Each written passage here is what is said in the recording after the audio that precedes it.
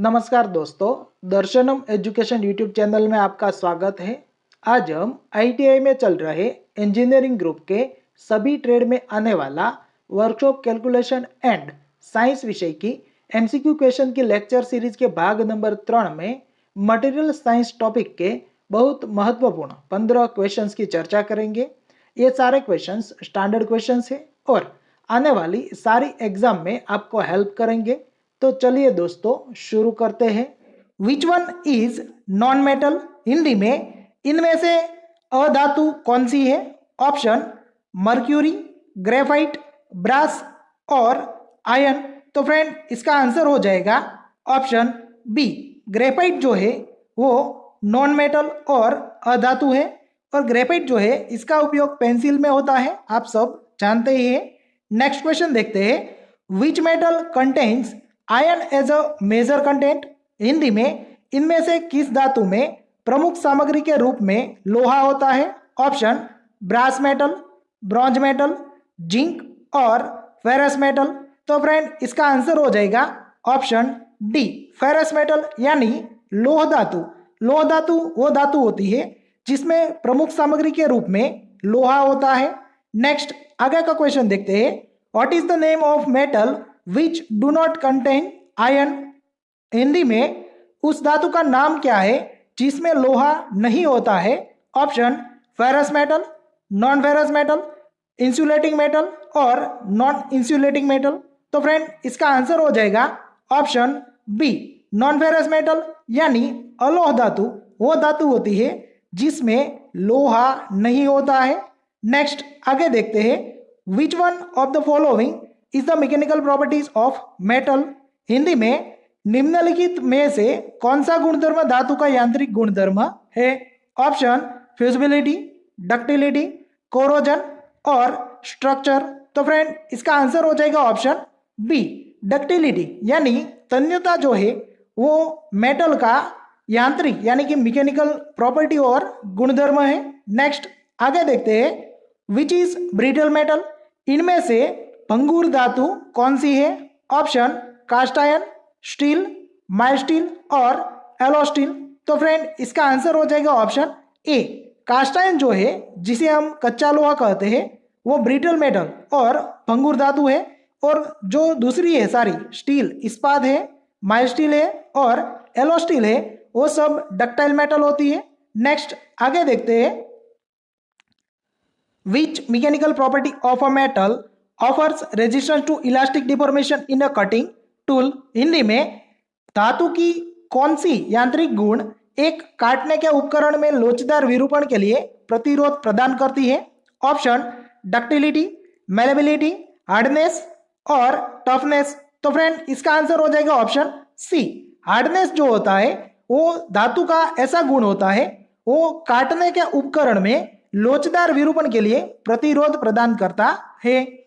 Next, which property of metal has its power of returning to its original shape after the applied force is released? Hindi में धातु का कौन सा गुण बल लगाने पर विरूपित तथा बल हटाने पर वापस अपने पूर्वावस्था में आने की क्षमता रखता है? ऑप्शन मेलेबिलिटी, टेनासिटी, इलास्टिसिटी और प्लास्टिसिटी। तो फ्रेंड इसका आंसर हो जाएगा ऑप्शन सी, इलास्टिसिटी जो होती है वो धातु का ऐसा गुण होता है जो धातु पर बल लगाने पर विरूपित होता है और बल हटाने पर वापस अपने पूर्वावस्था में आने की क्षमता रखता है। इसका जो बेस्ट एग्जांपल है समझने के लिए वो रबड़ होता है। रबड़ को आप खींचोगे तो उसका जो आकार है वो बदल जाएगा, लेकिन उस पर से आप बल हटा दोगे तो वो फिर अपनी पूर्वावस्था में आ जाएगा। Next, which property of a metal possess by it melts when heat is applied? Hindi में इनमें से धातु का कौन सा गुण जिससे धातु को गर्म करने पर पिघल जाती है? ऑप्शन कंडक्टिविटी, मेलेबिलिटी, फ्यूजिबिलिटी और टेनासिटी। तो फ्रेंड इसका आंसर हो जाएगा ऑप्शन सी, फ्यूजिबिलिटी और गलनीयता धातु का ऐसा गुण है जिससे धातु को गर्म करने पर वो पिघल जाती है। नेक्स्ट आगे का क्वेश्चन देखते हैं। Which alloy use in electric lamp as filament? Hindi में इनमें से किस मिश्र धातु का उपयोग विद्युत बल्ब के फिलामेंट में किया जाता है? ऑप्शन कोबाल्ट, वेनेडियम, टंगस्टन और सिलिकॉन। तो फ्रेंड इसका आंसर हो जाएगा ऑप्शन सी। टंगस्टन वो मिश्र धातु है जिसका प्रयोग विद्युत बल्ब के फिलामेंट बनाने में किया जाता है। Next, what metals contain in brass alloy? Hindi में पीतल में कौन कौन सी मिश्र धातुएं होती हैं? Option copper and aluminium, copper and lead, copper and zinc and copper and tin.